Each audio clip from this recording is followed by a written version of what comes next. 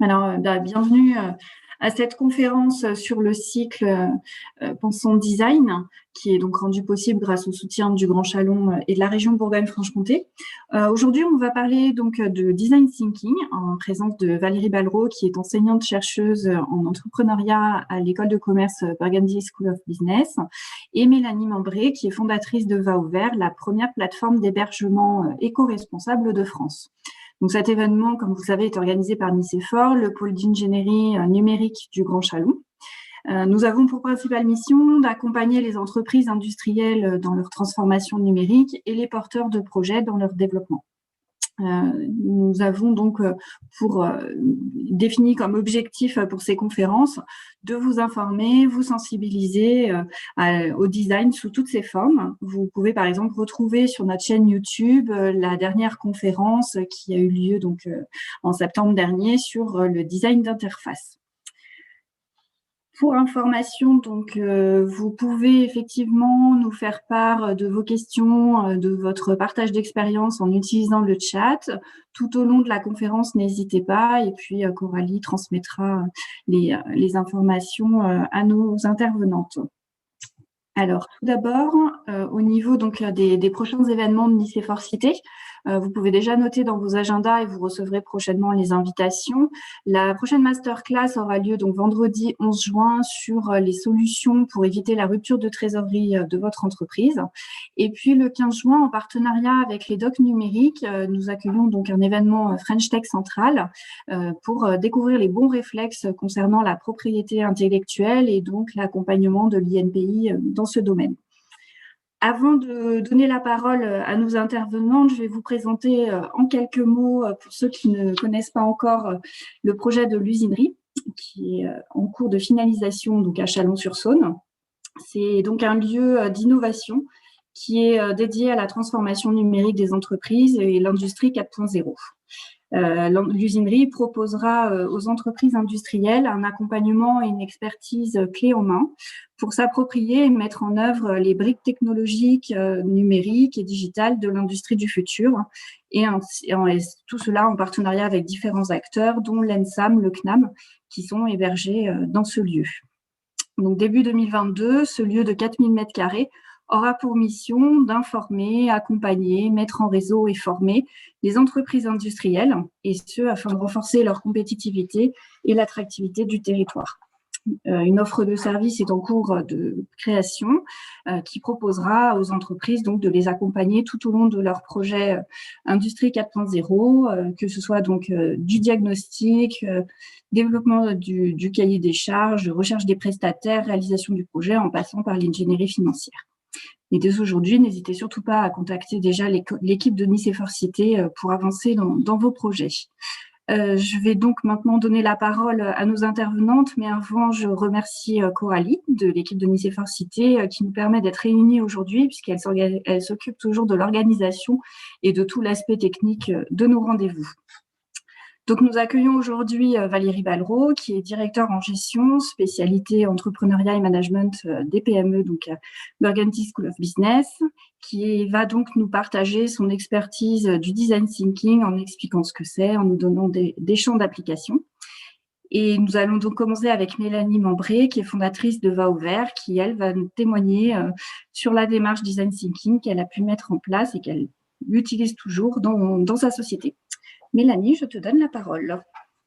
Bonjour Delphine, bonjour Valérie, bonjour à tous. Ravie de pouvoir intervenir et d'apporter un peu ma touche réalité à toutes les discussions et à ce que va présenter Valérie sur le design thinking. Donc, je suis Mélanie Membré, j'ai 38 ans, je viens de Dijon et je suis la fondatrice depuis 3 ans maintenant de la SAS ESS Va Ouvert.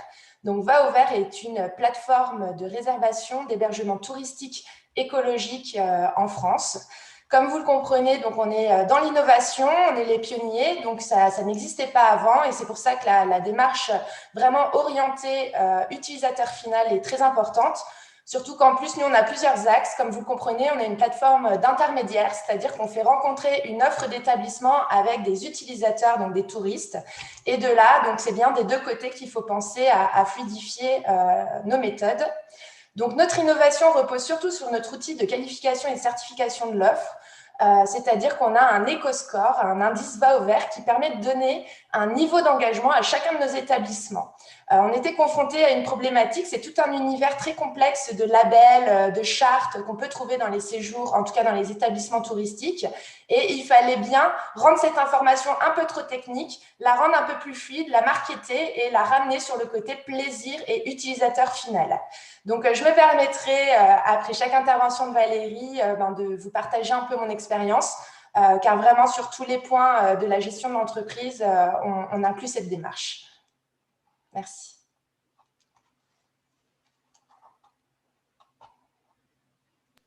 Merci beaucoup, Mélanie. Bonjour à toutes. Je ne trouvais plus le bouton son, mais tout va bien. Donc, je suis Valérie Ballereau.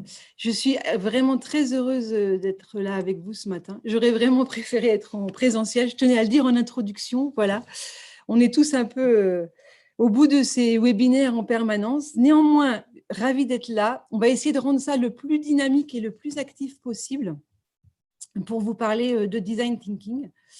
Donc, l'objectif que je me suis donné ce matin, c'est donc de vous présenter les bases du design thinking, qui donc est une méthode pour innover, mais pas seulement.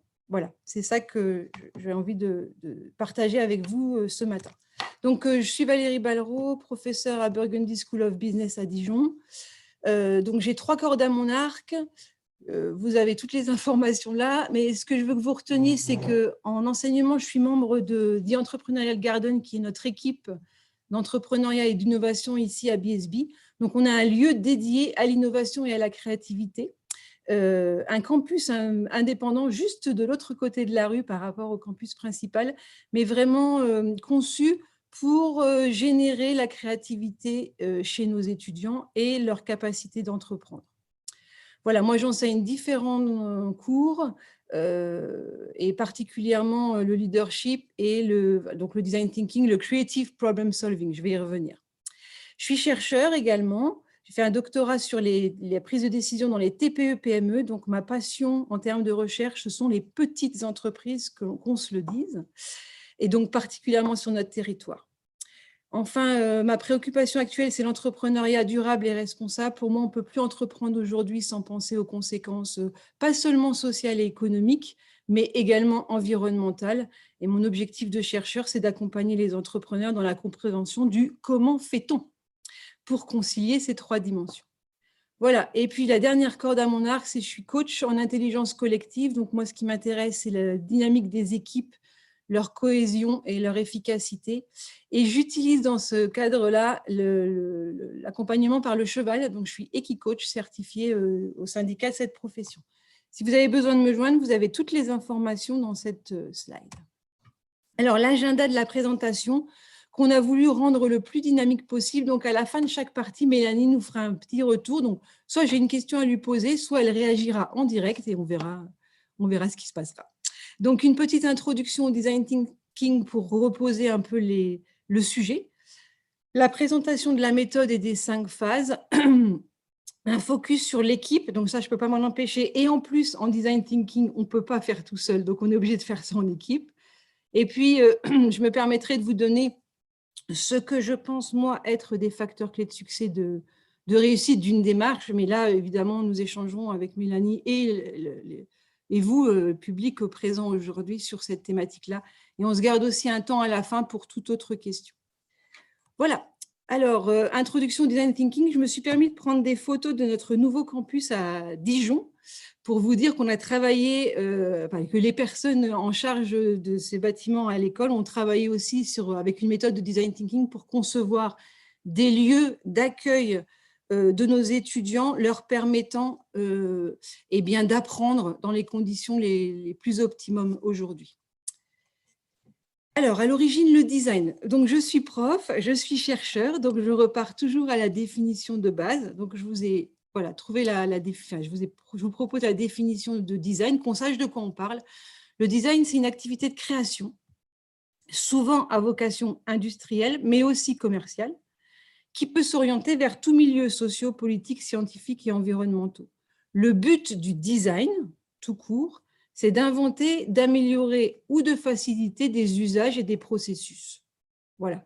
Donc, qu'on soit clair, L'objectif, c'est de créer et d'inventer ou d'améliorer, voire de faciliter des usages et des processus existants. Pourquoi faire? Eh bien, pour répondre à des besoins, pour résoudre des problèmes qui se posent très concrètement, pour aussi anticiper des solutions nouvelles, en gros, pour explorer des possibilités pour améliorer la qualité de vie des êtres humains, et ce, quels que soient vos métiers et vos valeurs. C'est vraiment une amélioration. Donc, apporter du plus, j'utilise souvent le mot de valeur ajoutée. Donc, apporter de la valeur ajoutée sur ce qu'on fait déjà. Quelque chose qu'on va répéter plusieurs fois ce matin, c'est la pluridisciplinarité. Vous ne pourrez jamais innover si vous ne mettez pas autour de la table des gens différents, interdisciplinaires. Donc, ça mélange tous les outils des arts, des techniques, des sciences humaines et des sciences de la nature. Il faut mélanger les profils. Je vais y revenir, mais sincèrement, si vous deviez retenir quelque chose de ce matin, c'est ça, c'est que vous ne pourrez pas innover si vous restez entre vous. Alors, j'ai décidé de faire un petit tour. Je vous emmène en voyage ce matin. Donc, on va aller un petit tour au Québec. Mélanie, petit clin d'œil au Québec. Pourquoi au Québec? Parce que les Québécois sont contre l'utilisation des anglicismes. Donc, je m'excuse auprès de tous mes amis québécois et de tous les Québécois qui pourront écouter ce webinaire. Oui, je vais utiliser des mots anglophones. Je n'ai pas le choix, c'est comme ça. Je vous ai proposé des traductions trouvées sur le web. Je ne les ai pas inventées. Du design thinking en français. Et sincèrement, si je vous fais un séminaire de conception créative, je ne suis pas sûre que ça ait le même impact qu'un séminaire de design thinking. Donc voilà, c'est le mot qu'on va utiliser ce matin. Et il y aura sûrement d'autres anglicismes, je vous prie de bien vouloir m'en excuser. Alors, après avoir fait la définition, je vous propose de réfléchir, je vous propose aussi de clarifier avec vous l'approche historique, parce qu'il y a eu des questions posées en amont du séminaire, notamment sur est-ce que ce n'est pas un nouveau truc qui débarque, ça existait, il y avait déjà d'autres choses avant. Bon. Alors voilà, donc que ce soit clair, la démarche du design thinking, elle est répertoriée historiquement avec quelques dates que je vous donne maintenant. Donc ça vient des publicitaires américains qui ont inventé le brainstorming, donc en français le remue-ménage. Je vous laisse apprécier. Donc le remue-ménage qui permet de générer le plus d'idées possibles. Voilà, donc 1950. 1970, les Américains, toujours, publient un premier ouvrage sur Experiences in Visual Thinking, donc qu'on met en avant comme étant une première approche du design thinking. 73, ça commence à se préciser et un prof américain sort un manuel Design Process and Creativity. Pour votre gouverne, Bernie Roth est désormais directeur académique de l'université de Stanford aux USA, de la D-School Stanford, donc je vais y revenir juste après. Vous verrez donc que c'est des gens qui sont toujours en activité aujourd'hui. 1980, donc là c'est Stanford aux États-Unis, c'est la première fois qu'on mobilise le design thinking dans une méthode de gestion de l'innovation, en tout cas qu'on associe le design thinking à une méthode de gestion de l'innovation. 87, le premier ouvrage sur le sujet d'un professeur de la Harvard Graduate School of Design, donc bien la School of Design, pas la School of Business. On est bien toujours dans le design. Et puis en 2000, ça commence à être popularisé par des sociétés de consultants. En l'occurrence, la première, ce serait IDEO. Donc là, il y a peut-être après, à partir de là, le courant est lancé, l'Europe s'en saisit. Et ça commence à diffuser chez nous. Donc voilà pour l'approche historique. Alors, qu'est-ce que c'est que le design thinking? Une méthode pour innover.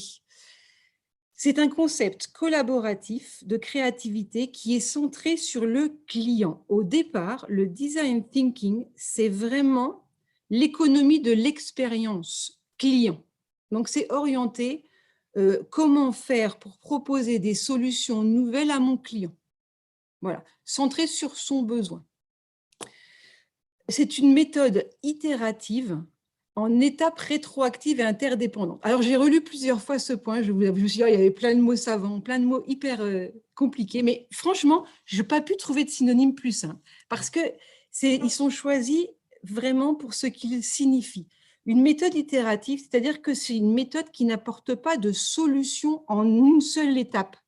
C'est une solution ce sont des solutions approximatives qui vont permettre au fur et à mesure de trouver une solution le plus optimum possible. Le design thinking n'est pas une équation mathématique. Il n'y a pas une seule solution. Il y en a une multitude. D'accord? Et c'est l'itération des différentes solutions que vous allez trouver qui vous apportera potentiellement une innovation. Donc, ça se répète, c'est un processus répétitif. Certes, il y a des étapes, et je vais vous les présenter, mais elles sont rétroactives et interdépendantes. Ça veut dire quoi, ça? Ça veut dire que même si on est obligé de parler d'étapes et de passer de 1 à 2, de 2 à 3, etc., chaque étape a une conséquence sur la précédente et sur la suivante. D'accord? Donc, on évolue en permanence, c'est systémique. Enfin, le design thinking nécessite de décloisonner les modes de pensée. Donc ça, c'est encore en lien avec ce que je vous ai dit au départ, que j'aimerais que vous gardiez en tête, c'est-à-dire l'interdisciplinarité. C'est que si vous voulez faire du design thinking, vous devez mélanger les créatifs et les techniciens, et vous devez également mélanger dans votre mode de pensée, dans votre système de représentation, les besoins clients, les capacités techniques et le financement disponible. D'accord? Il faut réussir à décloisonner ça. Donc, c'est une méthode avant tout faite pour innover et au départ, dans une approche orientée client. Alors, je vous donne ma définition, celle que j'ai faite pour vous ce matin. Le design thinking est une méthode d'innovation structurée par boucle itérative, partant du besoin des parties prenantes, dont les clients, et nécessitant des équipes transdisciplinaires. Ah, j'ai rajouté un mot qui est partie prenante. Pourquoi j'ai rajouté partie prenante? Parce que le design thinking a évolué au sein des entreprises et évolue encore aujourd'hui tous les jours. Et il n'y a plus que le client comme simple, comment je pourrais dire, réceptionneur de nos innovations. On n'innove pas que pour nos clients. On peut innover sur nos processus organisationnels internes, on peut innover dans la gestion de nos fournisseurs, on peut innover dans tous les domaines de l'entreprise. Mais en général, on résout des problèmes où on cherche à comprendre les besoins de nos parties prenantes. Ah ben, j'aurais peut-être dû faire une slide là-dessus, mais les parties prenantes, ce sont toutes les personnes et les entreprises et les organisations qui sont en interaction avec votre entreprise. Il est essentiel pour vous de les cartographier. Donc, d'avoir une cartographie de votre partie prenante et de les classer en 2 dimensions, leur intérêt pour votre entreprise et leur pouvoir dans votre entreprise.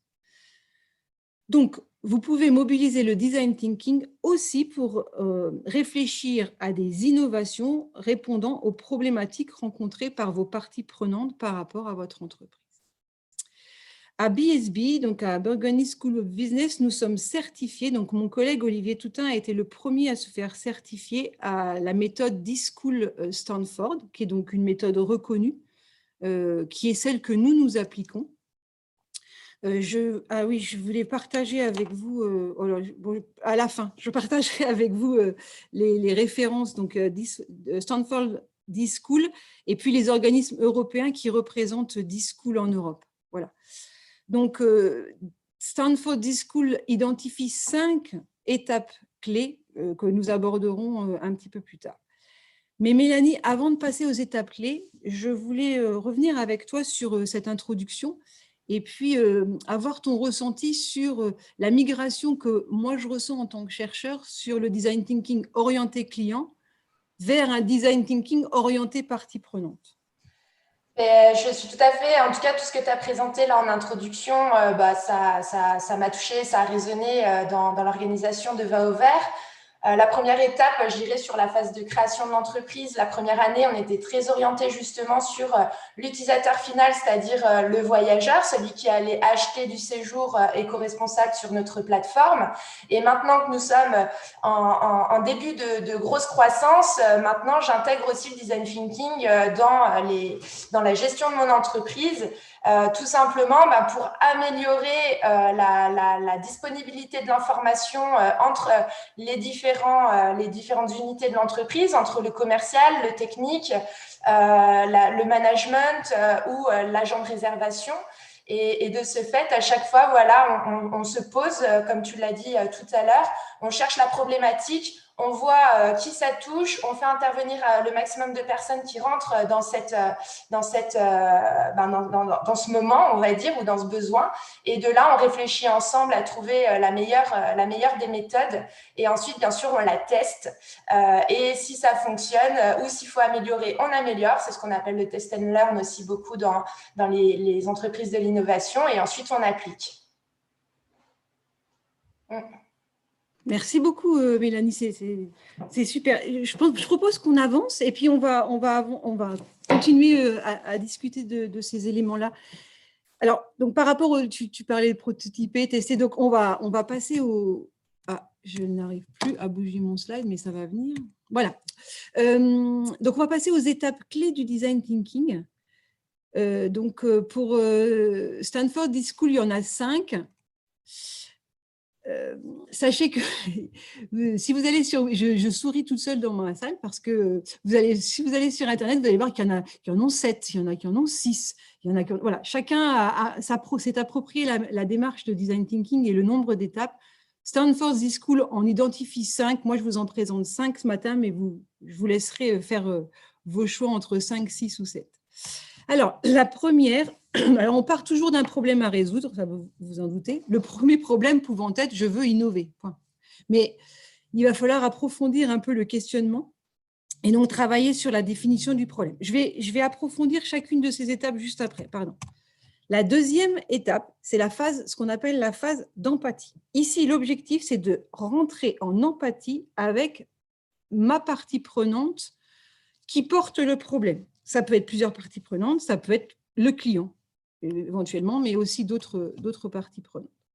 La troisième phase, c'est l'idéation. Alors là, moi, je n'ai pas trouvé de mot plus joli en français, je suis désolée, je n'arrive pas à le traduire, mais en gros, c'est la phase où on génère le plus d'idées possibles pour résoudre le problème. Ensuite, la quatrième phase, qui est une des phases essentielles du design thinking, et le design thinking est reconnu pour l'importance de cette phase-là, c'est le prototypage. C'est-à-dire que vous allez générer des idées, sélectionner certaines idées et devoir les prototyper. Je vais vous expliquer ce que veut dire prototyper dans le sens de la démarche design thinking. Et enfin, une dernière étape qui est celle des tests et des évaluations. Ces 5 étapes-là vont vous conduire vers l'innovation, c'est-à-dire vers l'implantation des solutions que vous aurez prototypées dans l'entreprise, donc dans une version plus industrialisée par rapport au prototypage. Alors, la première étape, définir le problème. Cette étape, elle vise à mettre votre équipe dans le bon point de vue. C'est-à-dire qu'on peut formuler un tas de questions. Il y a un moment donné, il faut se dire, mais comment moi j'ai compris le problème qu'on me pose? L'importance de la transdisciplinarité, elle commence là. Un étudiant d'école de commerce que je connais bien ne va pas prendre le problème de la même façon qu'un ingénieur.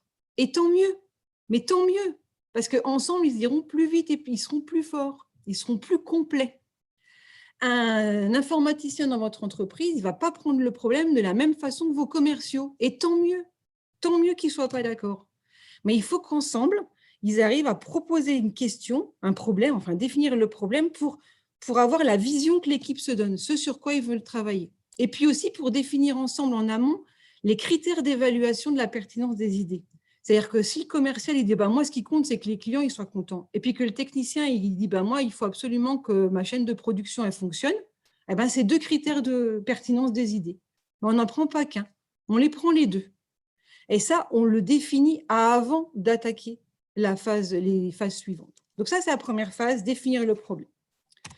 La deuxième phase, fondamentale également, c'est de se mettre en empathie avec ses clients et ses parties prenantes. Alors là, je vais vous dire une phrase que je dis et que je répète à mes étudiants, c'est pas parce qu'on pense qu'on a raison qu'on a raison.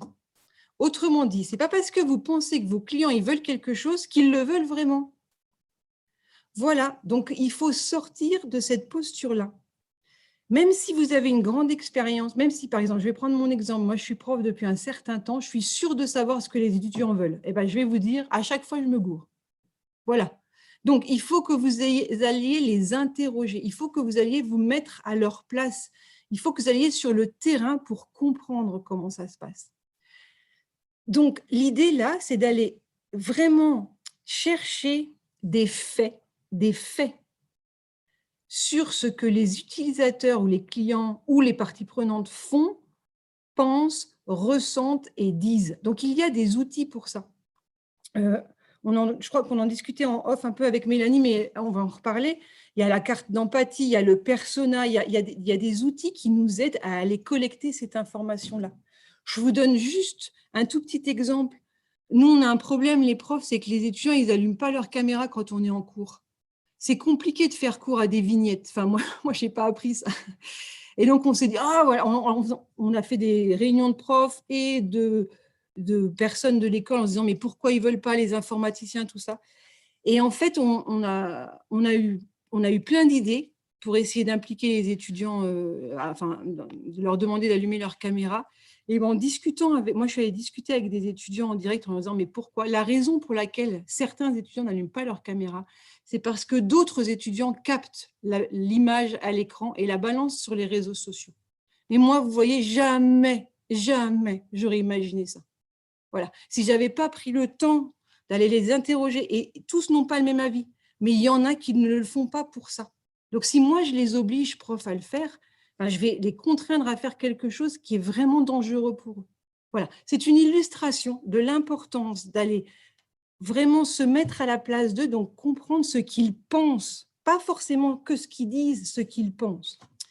Voilà sur la partie empathie, elle est essentielle. La troisième partie, c'est l'idéation. Moi, c'est ma partie préférée. Générer le plus d'idées possible. Moi, ce que j'aimerais bien, c'est que le design innové, ce ne soit que générer de nouvelles idées. Je trouverais ça formidablement facile.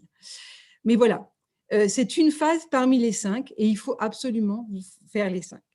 Donc, c'est le fameux brainstorming, remue-ménage. Il y a plein d'outils, plein de techniques pour faire ça. Et là, le mot d'ordre, c'est pas de barrière, pas de contraintes. On prend tout ce qui arrive. Donc, vous avez le droit, c'est la phase où vous avez le droit de rêver, d'inventer le futur. La quatrième phase, le prototypage. Donc, étape clé du design thinking, je vous disais tout à l'heure, c'est l'étape qui permet d'explorer toutes les options de votre solution. C'est très facile d'avoir des idées. En tout cas, il y a des gens pour lesquels c'est très facile d'avoir des idées. Mais une idée n'est pas un projet.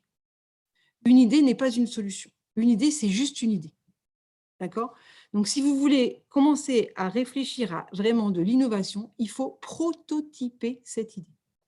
Donc, c'est quoi prototyper? C'est papier, crayon, carton, tissu, photo, que sais-je, ciment, pâte à sel, enfin tout ce que vous voulez pour prototyper, maqueter votre solution.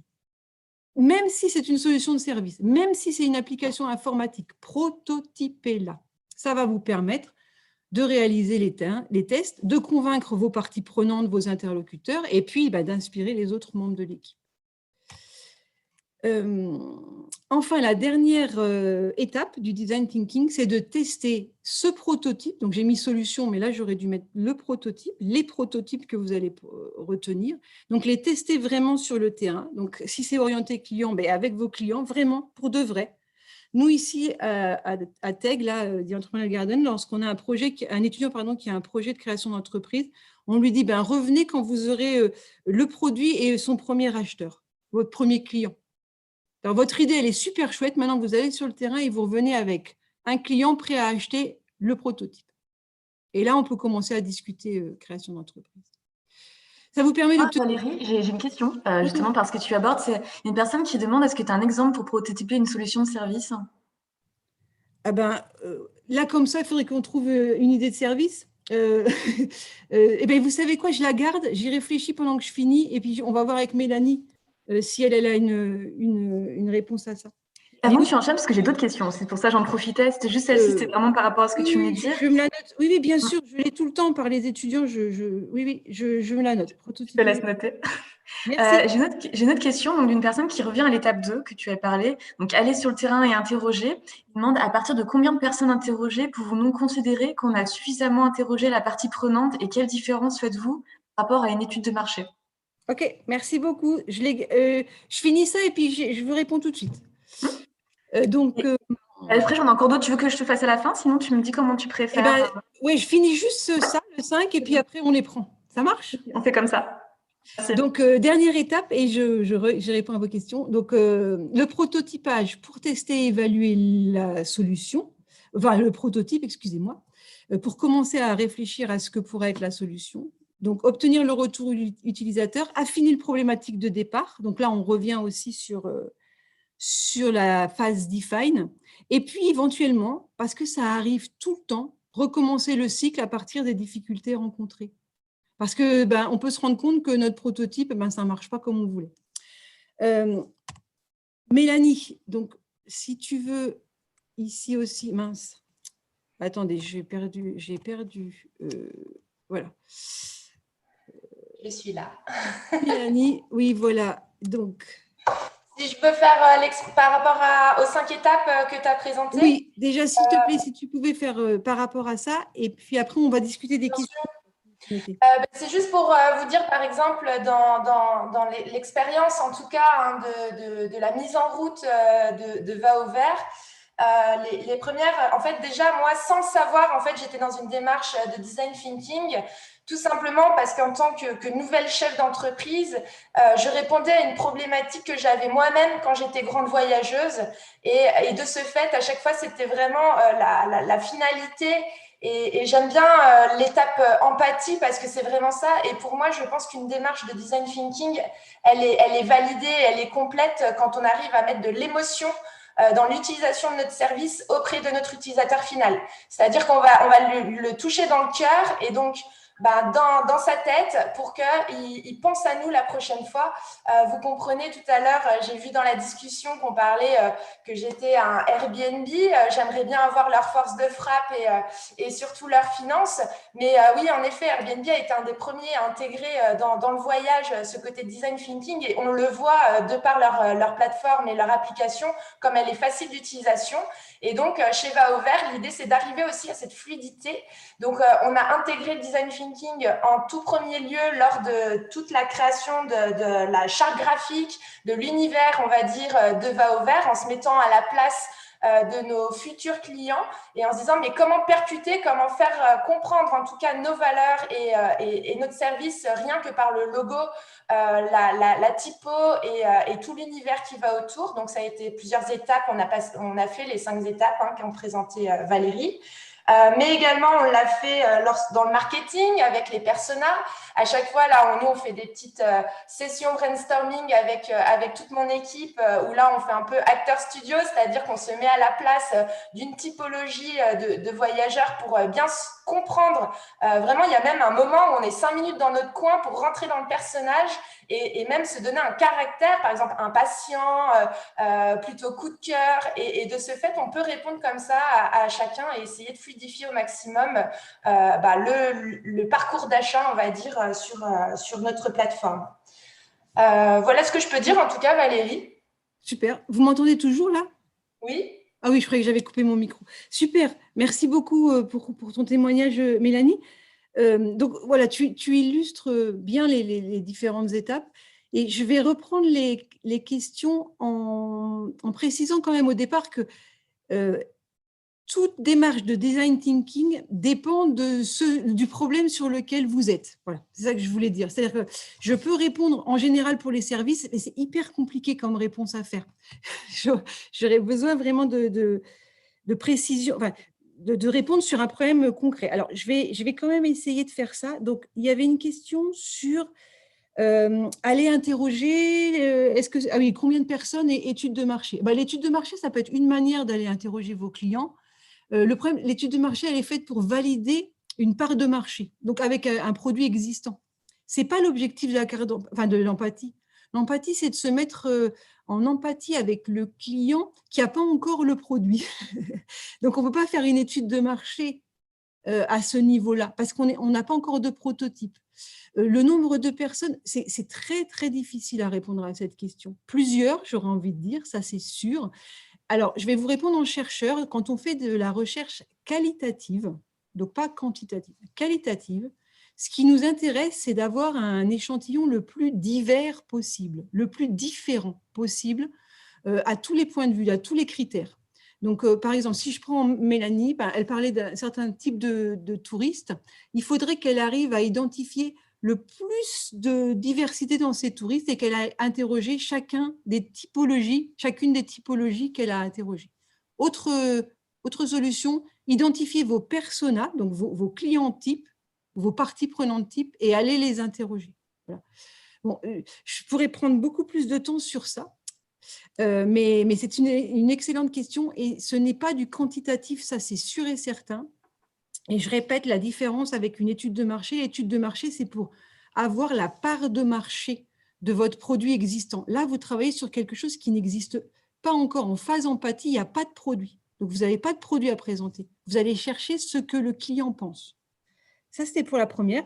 La deuxième première question. Et l'autre question qui est une question hyper challenge, et là, pareil, on pourrait y passer des heures, prototyper des services. Alors déjà, les services, je ne vous raconte pas ce que ça représente, c'est énorme comme secteur d'activité. Alors j'ai pris un exemple, mais vous allez me dire, c'est peut-être pas du service. Valérie, justement, elle précisait, la personne, elle disait, on pouvait prendre l'exemple de VaOver pour comment la prototyper, ces solutions.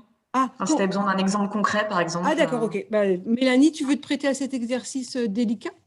Oui, bien sûr. Délicat, non, c'est l'expérience. Hein. On y est passé, bien entendu. Alors, tout simplement, déjà, c'est vraiment identifier l'objectif qu'on veut atteindre. Donc là, nous, c'était faire de la réservation, c'est-à-dire que trouver assez d'offres, donc acquérir une offre assez conséquente qui représente toutes les typologies pour pouvoir répondre aux différents personas qu'on avait identifiés. Également, des typologies et des établissements qui pouvaient correspondre à tous les budgets. Ça, c'est aussi pour pouvoir étendre notre champ pour toucher nos personas. De là, ce qu'on a fait concrètement, c'est qu'on a pris une journée où on est même sorti des bureaux, on est parti avec toute l'équipe, on s'est mis dans un endroit où on était vraiment dans une atmosphère créative, où on a mis dès le début aussi un peu la charte de bonne conduite, c'est-à-dire que chacun peut s'exprimer librement, enlever, comme tu disais tout à l'heure Valérie, toutes les barrières. Les idées les plus folles, en général, c'est les meilleures. C'est juste qu'on hésite en fait à en parler devant tout le monde. Mais non, justement. Et donc, il y a aussi un rôle qui est primordial, c'est la personne justement qui anime ces échanges, où il faut bien répartir la parole à chacun. Par exemple, moi, dans mon équipe, j'ai des personnes qui sont beaucoup plus discrètes que d'autres, ou des personnes qui vont s'exprimer beaucoup plus, mais la profondeur n'est pas très bonne. Donc, Mélanie, oui. Je t'arrête parce que là, tu es en train d'utiliser ce qu'on va faire après. Ah, je me tais. Donc, garde bien tout ça. La question, c'était sur le prototypage. Et du coup, dans une de vos solutions, quoi. Qu'est-ce que vous avez voilà. Après avoir fait tout ça, on a mis en place des chemins, des parcours. Par exemple, comment la homepage de mon site, qu'est-ce qu'elle doit être? Est-ce que c'est on balance de l'offre avec du prix et on est vraiment dans le côté pas du tout inspirationnel, mais vraiment on répond à la demande de réservation d'un séjour, donc un peu comme les plateformes que vous pouvez voir, comme par exemple du booking qui est très orienté résa business, et il n'y a pas du tout ce côté empathique et inspiration. Et de ce fait, nous, après toutes ces idées, on a testé plusieurs homes. Une home ultra inspirationnelle avec des thématiques d'entrée, par exemple sport nature, détente, atelier pédagogique, mais également une porte d'entrée par les régions, le côté géographique, les destinations. Les essais, ensuite, on a fait ça un prototypage. On a fait appel, donc surtout notre agence web a fait appel à des testeurs. Tout ça est filmé sur une chaîne YouTube privée où nous, ensuite, on les garde en archive et on peut analyser. Et de là, en fait, on a vu, par exemple, que certaines personas où on pensait que certains parcours allaient leur correspondre, et en fait, non, c'est eux qui nous ont demandé de corriger, qui ont dit ça serait bien qu'il y ait ça, etc. Mais vraiment, on laisse le testeur un peu se débrouiller avec ce qu'on lui présente. On lui explique bien que la version, c'est un prototype et qu'il nous dise bien ce qu'il voudrait avoir en plus ou ce qui ne sert à rien. Et de là, voilà, on prend des notes, on améliore et on recommence jusqu'à ce qu'on arrive à la bonne façon. Et c'est comme ça que vous voyez qu'aujourd'hui, sur notre site, c'est une home qui est inspirationnelle. Et lorsque vous cliquez sur rechercher, là, vous arrivez sur le côté technique de la réservation, sur la typologie, le budget, le nombre de personnes, etc. Ok, donc en fait, là, pour répondre à la personne qui a posé la question, Mélanie, son équipe, ils ont prototypé la page d'accueil du site Internet. C'est ça, Mélanie? Et ils en ont fait plusieurs. Et ensuite, ils ont utilisé ces Alors, j'imagine qu'au début, c'était sur du papier crayon avec du collage, etc. Après, c'est passé sûrement à une implémentation web, mais juste la page d'accueil, et ils ont utilisé ça pour tester. Voilà, bon, je propose qu'on avance, on voit vos questions, j'avance, je vous promets, on ne pourra pas toutes les traiter, j'en vois plein là, hyper intéressantes, hyper techniques aussi, mais si on a du temps à la fin, c'est promis, on les traite. Et juste par contre, Valérie, c'était par rapport à la question, c'était dans l'exemple de Vaover, est-ce que la conception de l'éco-score a aussi fait l'objet d'un prototype? Oui, bien entendu, parce qu'il fallait trouver en fait un algorithme qui apportait un scoring et que ce score soit à la fois représentatif du réel engagement technique, je dirais, dans la préservation de l'environnement et en tout cas de leur impact carbone, mais également rajouter cette veine un peu plaisir et voyage qu'on trouve dans la gastronomie et dans les activités. Et de ça, après, on l'a testé avec des établissements où on a vu les différents scores qu'ils pouvaient atteindre et voir si c'était équilibré par rapport à ce qu'ils avaient fait. Et ensuite, lorsque j'ai fait mon premier prototype, j'avais même 2 prototypes, je les ai testés auprès de labels et de chartes très connus dans le secteur pour voir si ça correspondait quand même et que ça apportait cette légitimité, ce professionnalisme de notre outil. Et quand tout le monde était OK, c'est là qu'on a choisi la version définitive. Super, merci beaucoup Mélanie. J'espère que, je pense que ça répond pas mal à la question, mais on vous promet, à la fin, vous pourrez repréciser encore des choses avec nous. C'est pour ça que j'ai mis de côté Valérie, comme ça on reprendra toutes les questions à la fin. Si tu n'as pas abordé les éléments, Oui. enfin voilà, on fera tout. Ah, merci. J'essaie de le faire, mais c'est compliqué. J'ai capté de non, je vais faire des liens. J'ai vu des questions passer. Je vais faire des liens avec la partie suivante. Là, vous allez voir. Vous allez voir. D'ici la fin, il y aura peut-être des réponses déjà à vos questions. Alors, merci beaucoup pour ces échanges. Mince, voilà, je dois avoir la main. Non, toujours pas. Voilà. Alors, point important et que vous avez entendu déjà dans les éléments que Mélanie a partagé avec nous, une phrase dont j'ai fait ma devise, c'est « Faites l'équipe et elle fera le reste ». Alors, vraiment, en design thinking, ça ne peut pas être quelque chose qu'on fait seul. C'est impossible. Vous devez avoir une équipe. Je le répète parce que c'est fondamental, transdisciplinarité des profils, des métiers, des points de vue. Alors, je sais, croyez-moi à quel point c'est difficile, car je travaille dans une école de commerce où j'ai des étudiants qui proviennent tous de la même origine quasiment, c'est-à-dire en général du business ou des prépas. Et donc, la transdisciplinarité, ce n'est pas facile à faire. Mais malgré ça, à l'intérieur de cet échantillon qui pourrait sembler proche, on crée des équipes de design thinking quand on travaille sur ça, le plus diverses possible. Alors, nous, qu'est-ce qu'on fait pour les rendre diverses? C'est d'où ils viennent en France, c'est la formation d'origine avant de rentrer dans l'école, c'est le genre, ça va être, on a des étudiants internationaux, ça va être la culture, etc., etc. Donc, même au sein de votre entreprise, ou de vos groupes, enfin, quand on est, je pense à Mélanie, on est une petite équipe de 5-6, c'est pas facile forcément de faire même de 2-3, c'est pas facile de faire du transdisciplinaire dans les TPE. Ça, je veux bien entendre. Mais voilà, l'idée, c'est de mélanger au maximum les profils, voire de faire venir des gens aussi. Voilà, là, comme ça, des gens extérieurs à vous qui peuvent vous apporter. Des artistes, voilà, nous on aime bien faire du design thinking avec les artistes, avec les ingénieurs, enfin voilà, transdisciplinarité des métiers, des points de vue. Bien entendu, votre équipe doit être ouverte d'esprit. Mélanie le disait, on ne se met pas de barrière, on va sortir du lieu, enfin je vais en reparler, mais c'est vraiment accepter tout ce qui va sortir. Et j'aurais dû mettre à la place d'ouverture d'esprit, j'aurais dû mettre aucun jugement. Votre équipe de design thinking ne doit pas juger. Elle doit mettre le jugement à la porte. Vous n'avez plus d'avis. Vous ne savez pas si c'est bien ou pas bien. Tout est à prendre. Et donc, la notion de, bien sûr, la diversité. Alors, il vous faut dans votre équipe de la méthode et de l'organisation. La méthode et l'organisation, c'est les étapes du design thinking qu'on vient de vous donner là, les 5. Même si vous avez des préférences pour chacune ou que vous pensez qu'une est plus importante que l'autre ou qu'une n'est pas nécessaire, vraiment, si vous voulez faire du design thinking, il faut suivre les 5 étapes. Elles sont fondamentales. Et puis, donc j'ai vu qu'il y avait des questions sur ça, il faut outiller votre équipe en outils et techniques d'animation, de facilitation de réunion. Alors, j'ai essayé de classer les types d'outils qu'il vous faut.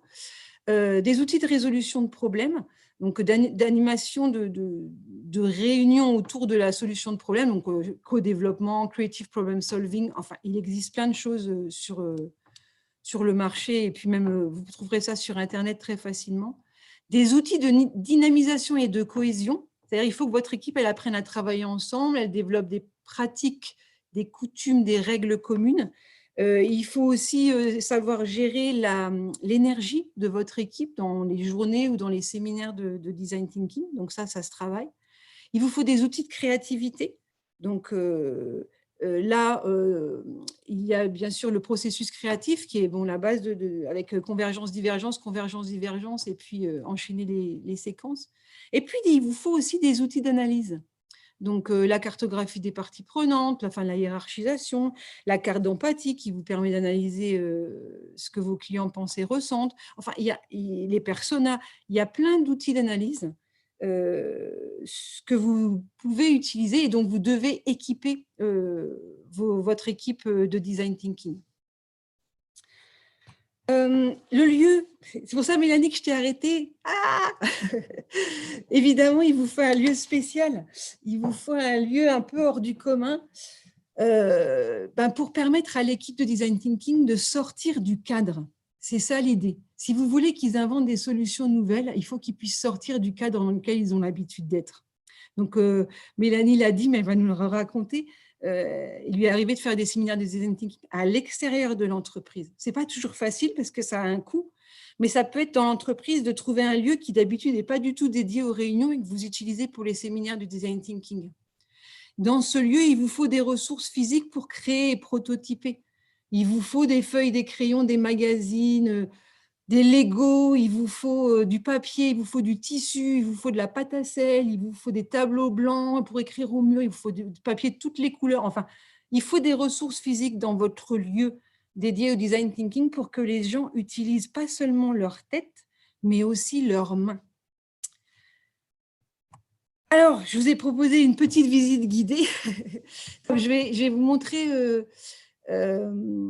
je vais vous faire visiter. Alors, comme je ne me vois pas, j'ai besoin de retour. Donc, Coralie ou Mélanie, vous me direz. Je me suis installée ici à l'école dans la salle de design thinking.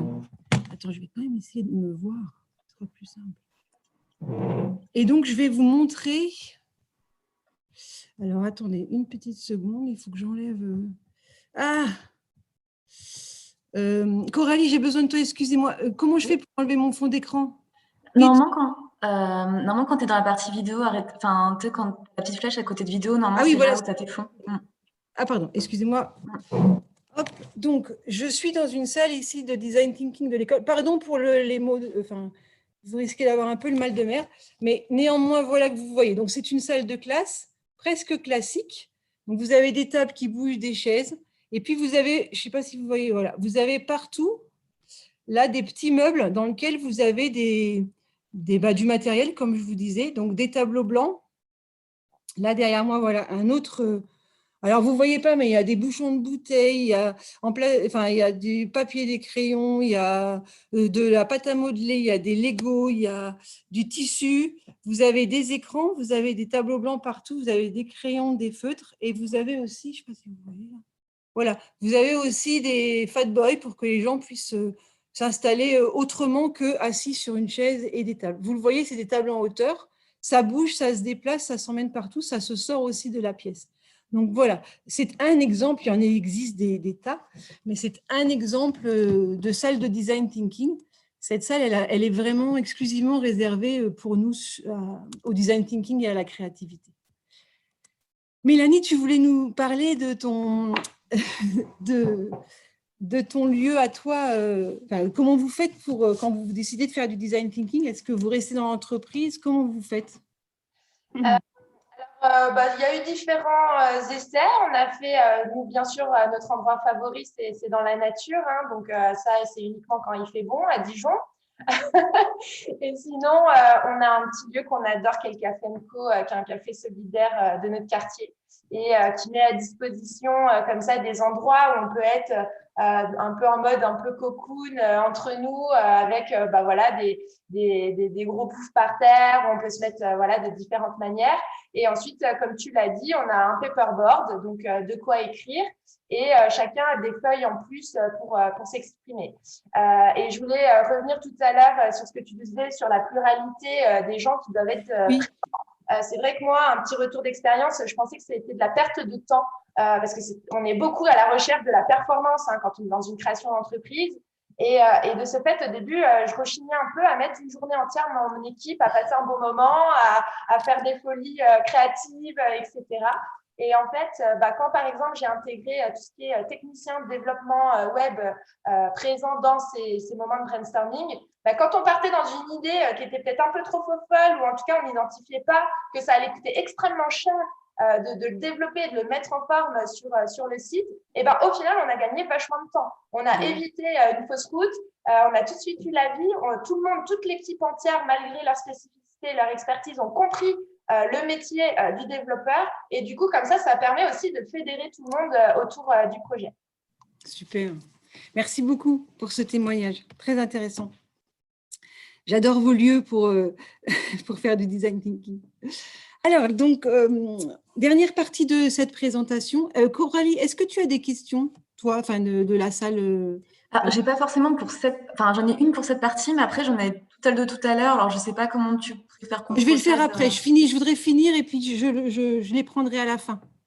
Ouais, parce que sinon, pour cette partie, il y avait juste une où c'était est-ce qu'il y a des métiers que vous conseillez d'intégrer systématiquement, designer, psychologue social, anthropologue? Ah oui, oui, pour ces métiers-là. Non, mais tout ce qui est en fait, qu'est-ce que je pourrais répondre à ça? Tous les gens qui ont envie de participer sont les bienvenus, vraiment, vraiment, vraiment, quel que soit leur métier. Enfin, j'ai pas d'exemple. Enfin, je veux pas. En fait, je veux pas caricaturer des métiers de l'entreprise. C'est pour ça que j'ai du mal à répondre. Mais il faut penser à tout le monde, en fait. Enfin, indépendamment de leur fonction, de leur métier dans l'entreprise, si si vous avez envie d'associer des gens à ces processus créatifs, mais il faut qu'ils viennent. Les groupes de design thinking devraient être des équipes sans hiérarchie, sans ces préoccupations-là. Juste des gens qui ont envie de réfléchir ensemble à des solutions. Bon, voilà, j'espère que ça répond à la question. Mais oui, les anthropologues, bien sûr, enfin, tout le monde. J'avance alors, on est d'accord? Oui, comme ça, on fera à la fin. J'ai noté, de toute façon, je te dirai tout à la fin, comme ça. Ok. Vous voyez toujours mes slides? Non, par contre, on voit que toi. D'accord. C'est pas gênant, mais on voit plus tes slides. Je les remets. Et voilà, j'ai perdu le truc. Parfait. Alors, les clés de la réussite. Donc ça, je vous propose de partager avec vous vraiment, c'est ma vision à moi des clés de la réussite du design thinking. Alors, ça s'appuie sur l'expérience pratique et puis sur tout ce que j'ai pu lire sur le design thinking. Mais il y en a peut-être d'autres et peut-être que d'autres personnes ont d'autres points de vue. Donc, ça sera intéressant d'échanger sur cet aspect-là. Alors, je les ai listés. Donc, il y en a, je crois, 6 ou 7 ou peut-être 8. Premièrement, structurer les étapes. Donc, je le redis, ça va servir aussi un peu de conclusion, enfin de synthèse par rapport à ce qu'on a dit avant. Structurer les étapes. Il faut absolument passer au travers de chacune des étapes. Alors, si vous pouvez faire un seul séminaire, il faut faire les 5 étapes dans le séminaire. Bon courage, les gens vont être très fatigués. Si vous avez un petit peu plus de temps, vous pouvez faire un séminaire par étape. Ça, c'est pas mal, parce que ça permet de digérer entre chacune des étapes. Enfin, quelle que soit l'organisation que vous trouvez, il faut absolument passer par les 5 étapes. Voilà, et ne pas en oublier une au passage. Ensuite, il faut générer une atmosphère et une ambiance propice à la créativité. Je sais que c'est très à la mode aujourd'hui, les espaces de travail à la Google. Là, c'est les gens qui n'aiment pas ça, ils disent « c'est tout à la Google ». Parce que Google, aux États-Unis, ils ont même un toboggan dans leur entreprise. Enfin, voilà, donc on n'est pas obligé forcément d'aller dans ces extrémités-là. On n'est pas obligé d'investir beaucoup. Par contre, il y a des éléments dont Mélanie a très bien parlé, que je vous ai un petit peu illustré dans la salle qu'on a ici. C'est de quoi écrire partout, au mur, sur des tables, mais aussi au sol, à plat ventre par terre, parce que tout le monde n'est pas efficace assis à un bureau. Il faut que les gens puissent être debout. Voilà. Donc, il y a ça. Il y a Les outils, c'est un peu comme un atelier de bricoleur. Ah ben oui, c'est ça, je cherchais une photo d'atelier de bricolage pour vous mettre sur cette slide. Voilà, il vous faut… alors bon, moi, j'y connais pas grand-chose en bricolage, mais il vous faut des marteaux, des vis, des perceuses, ben voilà, tout ce que vous pouvez trouver dans un atelier de bricolage. Et ça, on peut le faire dans une salle, dans une entreprise existante. Il faut juste accepter qu'il y ait peut-être une boîte avec dedans tous ces éléments-là. Il vous faut de la lumière, il vous faut à boire et à manger, parce qu'il faut satisfaire les besoins physiologiques de base des gens pour avoir une ambiance propice à la créativité. Et puis, il vous faut beaucoup, beaucoup, beaucoup de bonne humeur.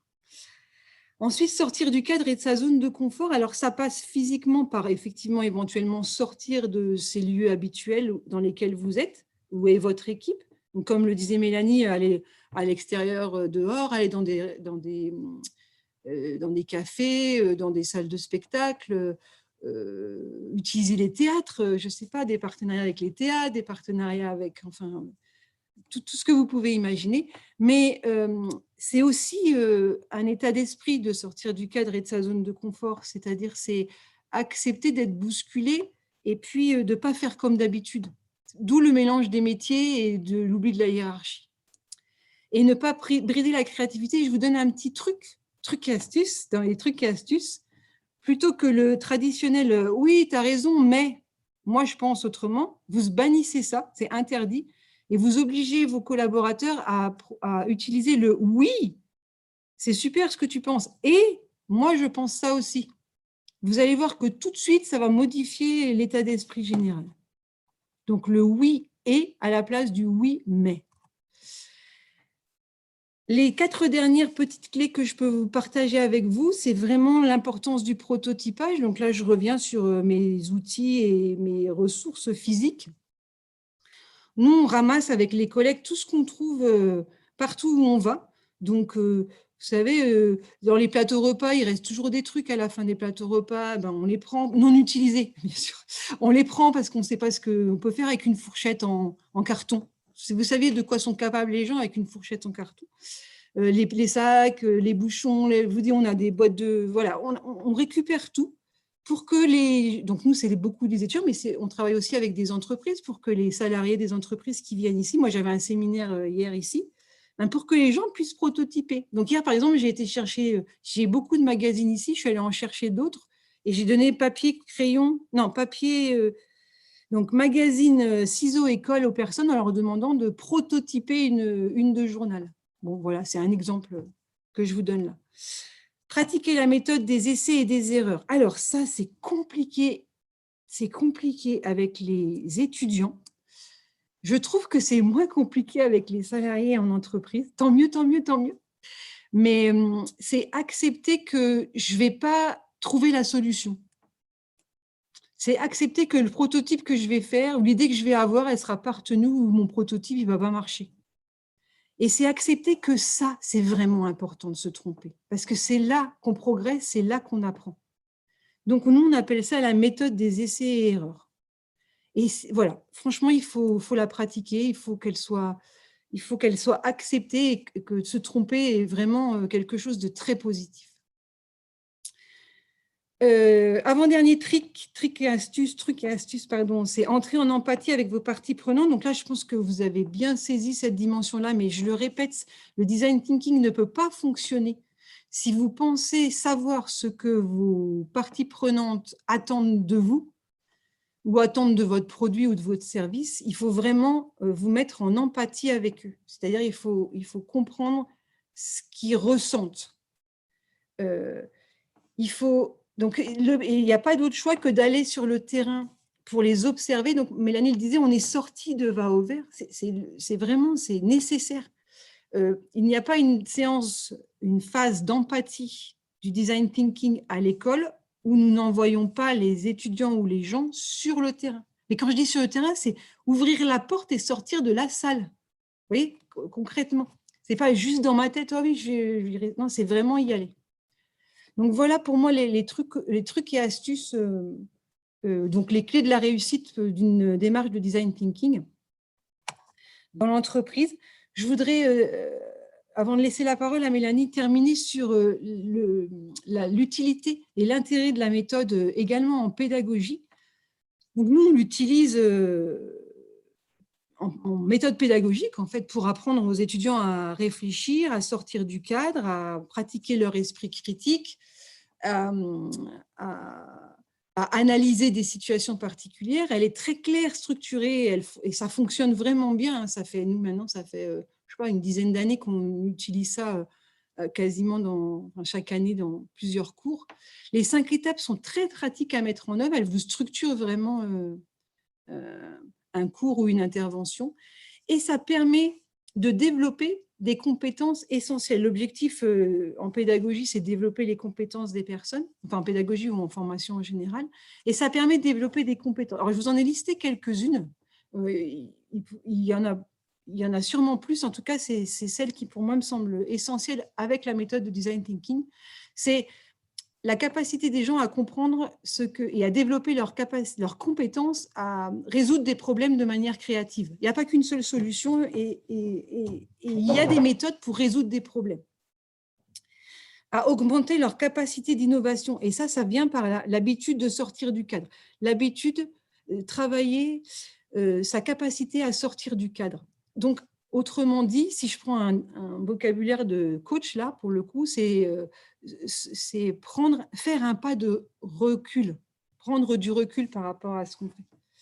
L'apprentissage par l'expérience, donc là, nous, c'est l'ADN de nos pédagogies ici à BSB, c'est donc l'apprentissage par l'expérience, je n'ai que le mot en anglais, pédagogie active, pardon, c'est la pédagogie active, donc faire aux étudiants les choses et pas simplement leur expliquer comment faire. Capacité à designer, à prototyper des idées. Et même si on n'est pas ingénieur ou si on n'est pas designer ou si on n'est pas dans une école d'architecte, il faut être capable de designer et de prototyper nos idées, quelles qu'elles soient. Mélanie vous l'a donné avec son exemple de site Internet. Eh bien, c'est vrai pour n'importe quel projet entrepreneurial. Ça permet de développer des compétences d'ouverture d'esprit et les capacités d'analyse. En d'autres termes, le design thinking, il ne sert pas que, et pas seulement, à innover pour son client, autrement dit, à inventer les besoins du client. Il sert aussi à développer les compétences. Alors, en conclusion, je voulais partager avec vous ce matin les 10 compétences clés prévues par le World Economic Forum en 2025, enfin, d'après le World Economic Forum, qui seront vraiment les compétences clés d'avenir dont les entreprises auront besoin. Donc, je vous laisserai, vous les regarderez en détail, mais sachez que la méthode de design thinking, si vous la déployez au sein de vos entreprises pour réfléchir à vos problèmes, quels qu'ils soient, et pas seulement vos problèmes de marketing client ou d'innovation client, mais tous les problèmes que vous rencontrez, eh bien, vont vous permettre non seulement de trouver des solutions innovantes, mais aussi de développer les compétences de vos équipes. Voilà ce que je voulais dire en conclusion pour ce qui me concerne. Mélanie, ça te fait réagir comment, cette conclusion, toi qui mobilises cette méthode dans tes équipes? Non, c'est exactement ça. C'est tout ce que tu as présenté, bien entendu, c'est la marche à suivre, les préconisations que tu as pu apporter. Moi, ce que je voulais rajouter, c'est au début, c'est vrai que moi, si vous voulez, en fait, je pense, du design thinking, mais sans savoir que c'en était. Et en fait, c'est grâce à une approche d'une designeuse assez reconnue en France qui est tombée un peu amoureuse de mon projet et qui m'a aidée, qui m'a tout de suite orientée en me disant « Attention Mélanie, tu sais, le tourisme, c'est encore plus design thinking. Il faut vraiment laisser emporter notre futur voyageur, l'immerger et qu'il ait déjà envie de vivre l'expérience qu'on lui montre sur le web. » Et du coup, faut savoir qu'au début, je me suis fait beaucoup accompagner d'un professionnel de la méthode qui m'a fait préparer en amont mes interventions, qui m'a donné les conseils, etc. Et je pense que c'est important, en tout cas dans une première démarche, de se faire accompagner d'un pro ou d'un coach dans ce sens. Et maintenant, aujourd'hui, parce que je l'ai pratiqué sur différentes transversales de l'entreprise, je suis en capacité, en tout cas, d'avoir cet automatisme de réflexion dans le développement de mon entreprise. Mais ça touche vraiment tout, comme tu le disais, Valérie, et autant de la mise en avant de notre produit, mais aussi de la gestion interne, comme du marketing ou autre. Un exemple très concret, par exemple, j'ai mon chargé de communication, je l'ai chargé de faire une vraie stratégie d'acquisition de newsletters pour qu'on augmente en fait notre auditoire qualifié pour leur soumettre des préconisations de séjour. Et de là, on trouve sur Internet multiples méthodes. Et donc, il m'a présenté un peu ce qu'il avait sélectionné. Et à un moment, je lui ai dit, mais en fait, toi, Flo, qu'est-ce qui te ferait cliquer pour t'inscrire ? Et là, en fait, j'avais l'impression que c'était la première fois qu'il se posait la question. Alors qu'en fait, l'objectif, c'est bien ça, c'est qu'il y ait des gens qui aient envie bien de cliquer pour s'inscrire et rester dans notre communauté active. Et en fait, à chaque fois, c'est ce que je fais. Je lui fais rebondir quand il y a un de mes collaborateurs qui est face à une problématique. Je lui fais, mais toi, qu'est-ce que tu aimerais? Qu'est-ce qui te ferait faire la chose? Et c'est vrai que c'est toujours ce côté centré sur l'utilisateur. Ok, super. Merci beaucoup. Écoutez, on a partagé avec vous, voilà, on va dire quoi, ces expériences sur le design thinking et puis je pense les éléments clés de la méthode. Bien entendu, ça ne remplacera jamais la pratique. Hein, Mélanie, tu le dis très bien, c'est-à-dire qu'il faut faire aussi pour voir un peu les obstacles auxquels on fait face. Et puis voilà, c'est des pédagogies par l'expérience, c'est en faisant qu'on apprend. Il n'y a pas d'autre solution. Donc, j'espère que ça vous a donné peut-être envie de déployer ça. Coralie, je propose qu'on prenne les questions. Il est 11h37, je tiens à signaler quand même qu'on est pas mal au niveau timing. Hein, donc, voilà. C'était pas mais ça a bien marché. Donc, de prendre les questions. Coralie, tu peux nous faire un point sur ce à quoi on a répondu, pas répondu peut-être? Alors, je me suis déjà notée ceux avec lesquels on a répondu. Donc là, je vais te dire que les questions qu'on n'a pas répondues. Il y a une personne qui demandait comment valider la pertinence des personas que l'on crée, supprimer les biais pour que les personas ne soient pas notre construction basée sur des croyances. Donc, il a un petit peu répondu en disant qu'il fallait balayer tous nos... Mais voilà, si tu veux compléter peut-être. Si vos personas ne soient pas basés sur vos croyances. C'est compliqué ça comme question. Vos personas, il faut que j'aurais envie de dire que les personas les mieux, c'est les vrais gens que vous allez rencontrer, quoi. Il n'y a pas de meilleur persona. Je veux dire, si vous avez une idée des premiers clients, quand je dis à mes étudiants d'aller chercher leurs premiers clients, ce que je veux, c'est qu'ils ne me ramènent pas un persona, mais un vrai personne, et cette vraie personne, elle deviendra leur premier persona. Donc là, ça dépend vraiment de plein de choses, cette question-là. Ça dépend de la maturité de l'entreprise, ça dépend si vous avez déjà des clients ou pas, ça dépend si vous partez de rien du tout. Alors, si vous partez de rien du tout, il faut trouver au moins une personne qui croit en votre projet. Ça sera votre premier persona. Mélanie, tu complètes si jamais ce que je dis, tu as besoin de compléter, n'hésite pas. Alors, oui, je peux compléter sur le fait que tout à l'heure, tu as donné un indicateur qui était très important, c'est l'envie de chacun de participer. Et c'est là où justement, il y a les meilleures solutions qui sortent. Mais également, même si c'est, en tout cas, moi, dans un premier temps, par facilité, je suis allée chercher tous les soutiens que j'avais autour de moi. Mais là où ça nous a fait le plus évoluer, c'est quand je suis allée chercher, on est sorti de notre zone de confort et que je suis allée chercher la personne qui, pour moi, ne passerait jamais par une plateforme de réservation numérique et de voir comment il réagit pour justement aussi se dire qu'un peu c'est l'objectif extrême à atteindre, c'est si j'arrive à toucher mon anti-client, là, je sais que j'aurai tout réussi. Donc, génial.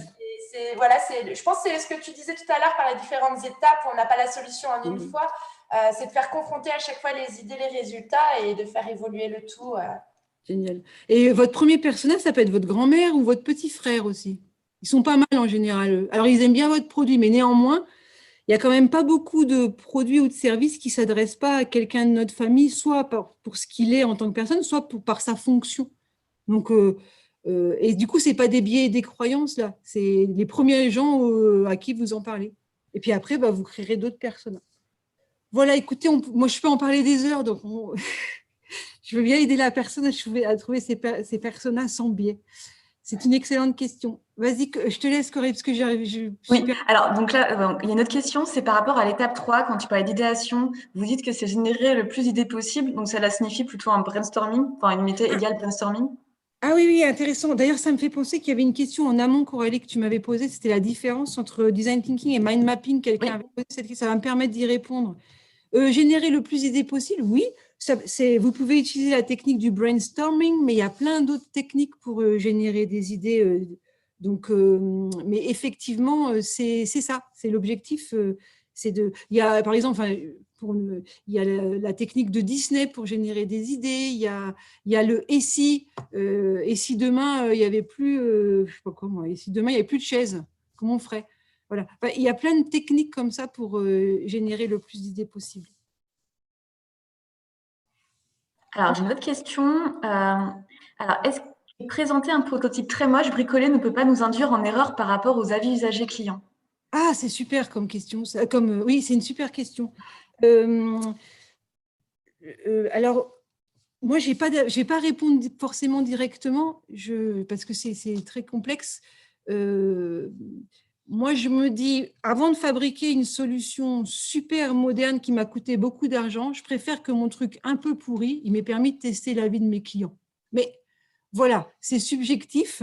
Mais c'est ma vision des choses. Et je vais vous donner un autre exemple, c'est que j'ai une certaine pratique des jurys d'entrepreneuriat. Et je préfère quelqu'un qui me montre un prototype de son idée, même bricolé, que rien du tout. Voilà. Donc, je peux vous donner peut-être, je ne sais pas si vous avez besoin d'exemples, mais voilà. C'est mon avis là-dessus et il est très subjectif, je l'assume complètement. Merci. Donc, il y a une autre question. Comment appréciez-vous la conception écoute-marché et la notion de voix du client par rapport à l'empathie? Alors, je ne suis pas une professionnelle de la conception écoute-marché, mais je pense que tous les outils, je parlais des outils, vous savez, tout à l'heure, d'analyse à mobiliser dans les équipes de design, tous les outils spécifiques qui vous permettront de comprendre ce que pensent et ressentent vos clients ou vos parties prenantes sont très, très, très intéressants dans la phase empathie. Et il n'y en a pas un qui est mieux que l'autre. Moi, je cumulerai tous ces outils-là. Et voilà. Donc, par exemple, tout ce qui est marketing sensoriel, si vous avez des outils autour de ça pour aller percevoir, c'est génial, c'est sûr. Percevoir les sens, enfin, ce que les gens perçoivent par leurs sens, c'est extraordinaire.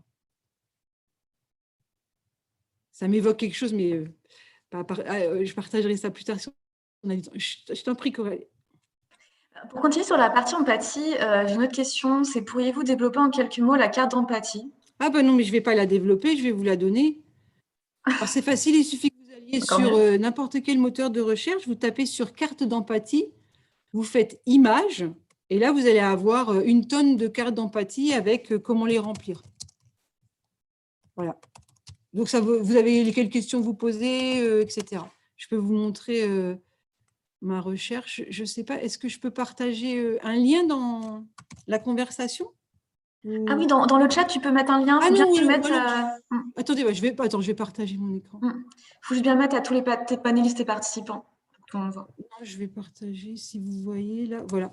Voilà, ça donne ça. Donc, vous choisissez. Alors, moi, je travaille avec Strategizer. Donc, faut regarder, vous avez des sources, mais par exemple, je pense que celle-là, elle doit être pas mal. Ah, ben, elle est en anglais. Mais vous en avez en français. Puis, vous voyez, vous avez les questions ici à se poser. Donc, l'intérêt tous ces canvas-là, vous les trouverez sur Internet. L'intérêt, c'est de voir que l'important, c'est de comprendre ce qu'ils pensent et ce qu'ils ressentent concrètement pour identifier les problèmes, les pains, les douleurs en anglais, et les gains, c'est-à-dire ce qu'on peut mettre en œuvre, ce qui pourrait être mis en œuvre pour les aider. Et on s'appuie vraiment sur la perception. On avait une question là sur un outil pour percevoir, CEM là. Eh bien, typiquement, on est dans ce registre-là des sensations et des sens. Donc, c'est se mettre à sa place. Voilà. Merci. J'ai une autre question. Pensez-vous qu'il soit possible d'utiliser le design thinking dans le monde industriel et dans le cadre de l'amélioration des procédés de fabrication? Mais bien entendu, c'est merveilleux. Quand vous voulez. Alors là, appelez-moi, on fait affaire. Évidemment, c'est magnifique, c'est génial. Dans les milieux industriels, vous vous rendez compte en plus pour prototyper et tout. Oh là là, mais c'est le mieux, je crois. Je vais être provocatrice volontairement. C'est mieux que dans les services. C'est beaucoup plus drôle. On va mettre ça en place dans le cadre de l'usine. Ah oui, franchement, quand vous voulez. Puis alors, amener tous les trucs techniques et tout, c'est top, c'est top. Ah non, vraiment. Vraiment, vraiment. Ah, j'ai une autre question. Est-ce que vous pensez qu'il y a une ou des limites au design thinking? La réponse, pas de non, bien sûr. Non, mais il y a toujours des limites. Faut que ça, à un moment donné, il faut trouver, en fait, la limite. Alors, peut-être je ne comprends pas la dimension de la question, mais pour moi, la limite du design thinking, c'est à un moment donné de savoir dire stop et de mettre et d'implémenter.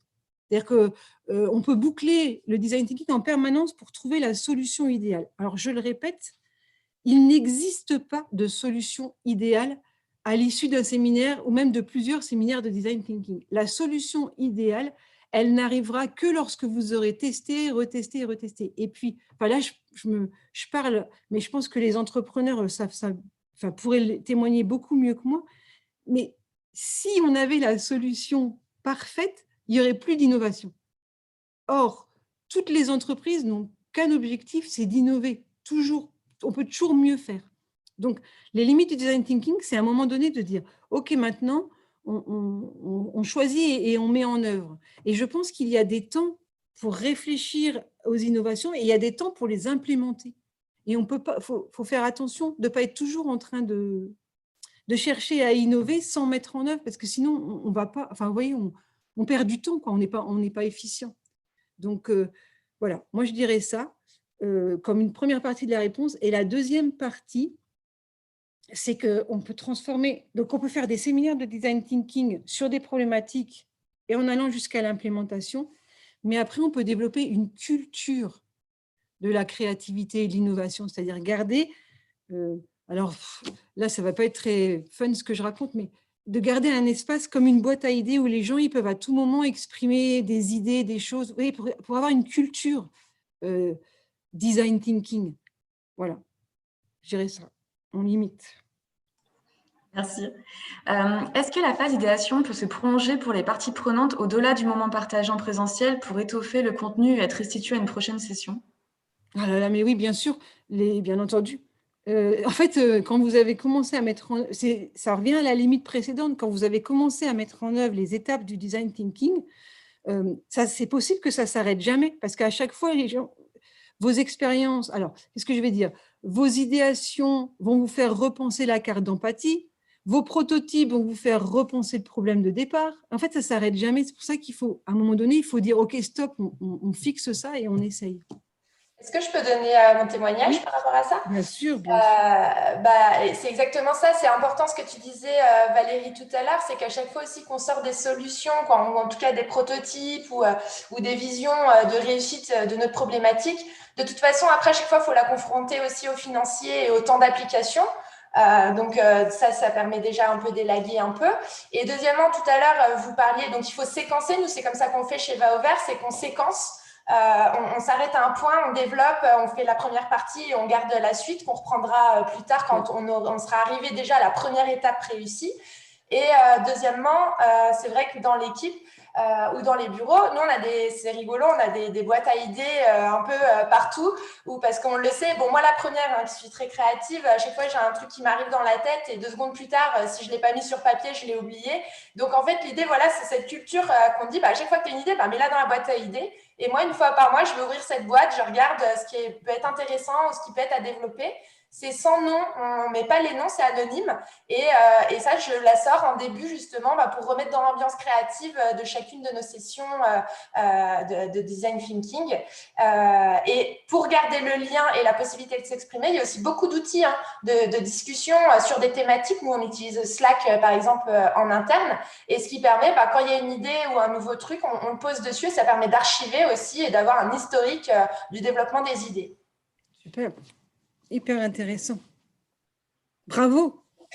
On essaye. C'est génial. D'autres questions? Oui. Est-ce que l'animateur de session de design thinking doit-il être neutre au sujet? Ah, dis donc, c'est une bonne question. En général, l'animateur, c'est un facilitateur. Alors, est-ce qu'il faut qu'il soit neutre? C'est mieux. Mais dans les TPE, c'est pas facile. Vous voyez ce que je fais office d'animateur, je me mords les lèvres toutes les 2 secondes pour apprendre. voilà, c'est aussi un apprentissage, c'est s'exercer.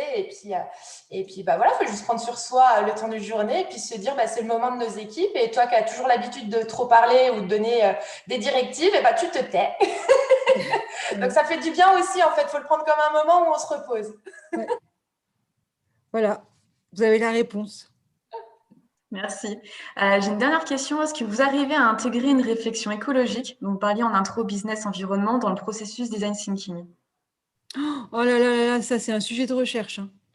Alors, comment vous dire alors, repose-la moi que je réponde bien. Attends, je te la remets. Ça m'a fait tout de suite, ça m'a explosé la tête dans plein de directions, donc j'en prenne une. Pas de souci. Est-ce que vous arrivez à intégrer une réflexion écologique, dont vous parliez en introduction business environnement, dans le processus design thinking? Oui, alors, je pense qu'il est dans les critères de design de départ. Vous vous souvenez, alors je vais vous remontrer la slide. Enfin, je sais, c'est là, en tout cas, si les considérations environnementales sont importantes pour l'entreprise et plus vastement, si dans les entreprises, il y a des valeurs sur lesquelles, qui sont fondamentales et que vous voulez insuffler dans toutes vos solutions d'innovation, alors je vais repartager dès que j'ai retrouvé le bouton. Voilà.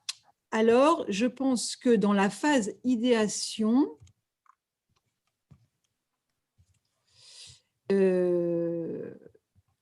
j'ai fermé la fenêtre. D'accord, bon, c'est pas grave. Attendez, je vous montre tout de suite. Donc, dans la phase, define, excusez-moi, il est nécessaire que vous définissiez ce qu'on appelle les critères de design, c'est-à-dire les critères, comment je vais dire ça, les éléments nécessaires qui vont structurer vos grilles de sélection des idées.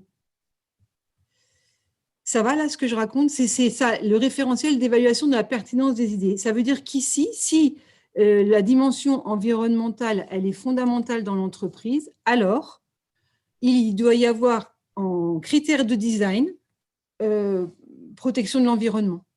Enfin, à vous de le traduire avec vos mots, hein, impact carbone, enfin, que sais-je. Et même chose avec tout autre critère fondamental de l'entreprise. Les critères de design, on les classe, alors il ne faut pas que je me loupe là, on les classe en indispensables, souhaitables. Il y en a un troisième là qui est souhaitable, ça fait du plus là, je ne sais plus comment on dit, et le dernier qu'on ne veut absolument pas, ce qu'on veut absolument pas, ce qu'on ne mettra jamais. Voilà. Donc on les définit en 4 rubriques. Là aussi, il existe la grille, elle existe. J'espère que ça répond. Il ne faut pas que les gens ils hésitent à dire si on répond bien ou si on ne répond pas. Oui, n'hésitez pas à préciser dans le chat si vous voulez plus de précision ou si vous avez d'autres questions. Je peux aussi partager mon témoignage par rapport à cette question? Mais oui. Déjà, en termes écologiques, je dirais réalité vraiment immédiate. Tous les outils sur lesquels on s'exprime, il faut savoir que c'est du recyclé chez nous. Hein, là, on est vraiment dans le concret. Papier brouillon, etc., etc. Comme je vous l'ai dit, quand on sort, on va dans un café solidaire qui est un petit indépendant de notre quartier, donc il y a des retombées aussi. Voilà, il y a déjà juste au niveau organisationnel. Et à savoir que le design thinking, étant donné qu'on va vraiment sur l'utilisation client, en tout cas la réflexion portée et centrée sur le client, dans le web, c'est énorme l'impact parce que quand on crée une page web, quand on crée une page d'atterrissage, quand on crée quelque chose, on développe du code, etc. Si c'est mal pensé, ça fait des échanges trop nombreux entre les différents serveurs. Et là, il y a donc un poids et une consommation énergétique en tout cas, qui peut être complètement réduite si on réfléchit bien à ce parcours d'achat beaucoup plus fluide, à diminuer au maximum le nombre de clics pour arriver à la réservation et garder le client aussi dans son univers et dans sa communauté. Donc oui, l'impact pour moi, il est énorme d'être orienté utilisateur au niveau écologique. Ok, super. Merci beaucoup, ça illustre parfaitement. Là, c'était mon domaine, l'écologie. Oui, non seulement c'est ton domaine, mais ça illustre ce que signifie un critère de design. C'est-à-dire que si vous le mettez en critère de design, tout ce que vous proposez le prend en compte. D'où l'intérêt de le mettre en amont dès la phase define. Encore des questions, Coralie? Oui, d'ailleurs, j'ai une question pour Mélanie. À quelle fréquence ont lieu les sessions de design thinking chez Voix Ouvert? Alors, pour le moment, elles ne sont pas très, je dirais, du même tempo. C'est plutôt, je dirais, par rapport aux besoins et aux projets. C'est vraiment sur les projets les plus impactants, en tout cas en termes d'ajout de service à nos clients, où je fais appel à cette méthodologie. Comme je vous l'ai dit, je l'ai fait lors de la création de tout notre univers graphique. On l'a fait également pour la création de notre site internet. Là, on l'a refait, par exemple, en ce moment, on est en plein dedans pour le prototypage de notre application, qui sera en fait le support de notre prochain projet de développement et donc de notre levée de fonds. Donc, vous voyez bien que de réfléchir aussi en amont et d'orienter sur le user-centric, et ça permet aussi d'avoir des billes en plus auprès des investisseurs, montrer qu'on répond vraiment à ce côté business et aller chercher du chiffre d'affaires, en tout cas pour l'entreprise, et d'assurer que ça fonctionne bien la mise en place. Éviter de développer quelque chose qui ne fonctionne pas, par exemple. Donc c'est assez, ça dépend. Franchement, ça peut être, après, c'est des périodes, par exemple, ça va être tous les 15 jours quand on est en plein projet à développer, et ça va durer pendant un mois et demi. Et ensuite, voilà, on arrête quand on arrive au moment séquencé, comme je le disais tout à l'heure, qu'on a assez de matière pour faire le premier prototypage, les montrer à des testeurs, prendre en compte ça, et ensuite voir s'il faut recommencer le cycle. Merci. J'ai une dernière question. Le design thinking ne devrait-il pas être un outil impératif à utiliser dans le cadre d'une stratégie RSE de l'entreprise? Ah, super, mais ça, c'est un sujet de master, ça, de dossier de master. C'est un sujet de recherche à part entière.